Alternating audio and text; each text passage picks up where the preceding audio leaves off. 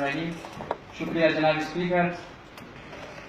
سب سے پہلے تو میں قائد ایوان جناب عمر خان صاحب کا بہت شکر گزار ہوں کہ جنہوں نے اس قومی اہم مسئلے پر یوتھ اسمبلی کا اجلاس بلایا.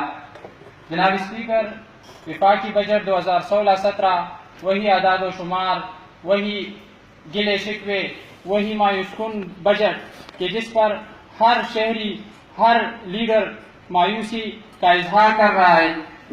جناب صدر، افسوس کی بات یہ ہے کہ ہمارے ملک کا وزیر اعظم کہ جس کی حکومت کا چوتھا سال گزر رہا ہے، یہ واحد چوتھا بجٹ ہے کہ جس میں وزیر اعظم کی عدم موجودگی ہوتی ہے، وہ حاضر نہیں ہوتی. میری اللہ تعالیٰ سے دعا ہے کہ اللہ تعالیٰ ان کو صحت یابی نصیب کرے اور آنے والے بجٹ میں ان کی موجودگی لازمی ہو. جناب اسپیکر، 43 ارب 194 ارب سے زائد کا وفاقی بجٹ صرف اعداد و شمار کی حیثیت تک محدود ہے اور جس سے ہر شعبہ زندگی کے لوگ متاثر ہوئے ہیں. جناب اسپیکر، اگر بات کی جائے تو مزدوروں کی تنخواہ میں صرف تھوڑا سا اضافہ ہوا ہے. مزدوروں کی اجرت 13 اور 14 ہزار رکھی گئی ہے. آج کے دور میں جتنی مہنگائی زیادہ ہے، اگر اس پر دیکھا جائے تو ایک مزدور کی یہ اجرت بہت کم ہے جو عام زندگی گزارنے کے لیے ناکافی ہے. جناب اسپیکر، دنیا میں وہی قوم ترقی کرتے ہیں جو تعلیم یافتہ ہوتے ہیں، لیکن بدقسمتی سے ہمارے ملک کے بجٹ میں اگر بات کی جائے ہر شعبے کے لیے زیادہ سے زیادہ بجٹ رکھا جاتا ہے، لیکن تعلیم ہی وہ واحد شعبہ ہے کہ جہاں پر صرف 3% یا 4% بجٹ رکھا جاتا ہے. تو میری امید ہے اور ہمارا یہ جو یوتھ کا اسمبلی ہے یہ ہمارے لیڈروں سے مطالبہ کرتی ہے کہ خدارا اس قوم کو تعلیم کی ضرورت ہوتی ہے. یہ آلریڈی دہشت گردی سے متاثر ہوئے ہیں. اگر یہ قوم تعلیم یافتہ ہو گئی تو ہمارے بہت سے مسئلے حل ہو سکتے ہیں. تو یہ مطالبہ ہے کہ ہمارے آنے والے بجٹ میں تعلیم کے لیے خصوصی پیکج رکھا جائے، اس پر خصوصی توجہ دی جائے.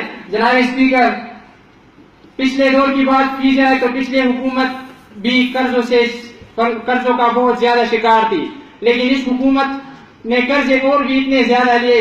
پچھلے حکومت کی اگر بات کی جائے تو 6 ارب سے 8 ارب ہم قرضدار تھے. اب یہ قرضے 7 ارب سے لے کر 70 ارب تک پہنچ گئے ہیں. جناب اسپیکر، وزیر خزانہ تو اسمبلی میں کہتے ہیں کہ ہم کشکول توڑ رہے اور حکومت آنے سے پہلے وعدے کرتے تھے کہ ہم معیشت کو اچھا بنائیں گے، بہتر بنائیں گے. لیکن یہ کیسی معیشت ہے کہ جس کے بجٹ میں صرف اور صرف مزدور خوار ہو رہا ہے، کہ جس کے بجٹ میں سرکاری ملازمین کے صرف 10 سے 12% اضافہ ہو رہا ہے. تو ہمارا یہ مطالبہ ہے کہ مزدوروں کو ان کے حقوق دیے جائے، ان کے لیے اتنی اجرت رکھی جائے کہ وہ اپنی زندگی اچھے سے گزارے. جناب اسپیکر،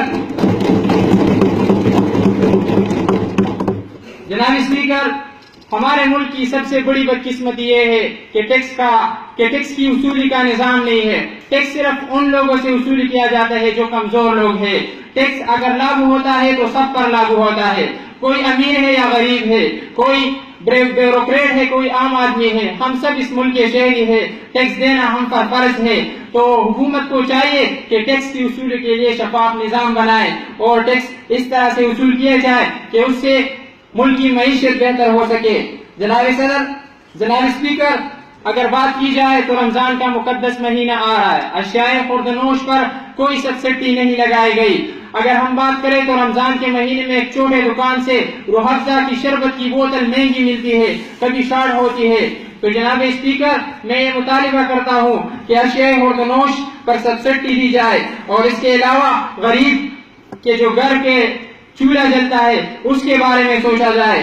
پچھلے حکومتوں کی طرح اس بار بھی یہ بجٹ نوجوانوں کو کوئی فائدہ نہ دے سکی.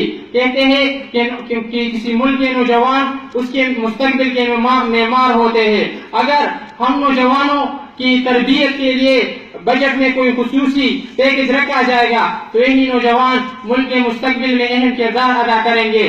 تو تعلیم یافتہ اور جو نوجوان جو گریجویٹس ہیں اور پوسٹ گریجویٹس ہیں ان کے لیے نہ ہی کوئی خاص اسکیم رکھی گئی، نہ ہی کوئی خاص الاؤنس رکھا گیا، جس کی وجہ سے نوجوان پسماندگی کا شکار ہے اور یہ مطالبہ کر رہے ہیں کہ آپ ہماری طرف توجہ دیں۔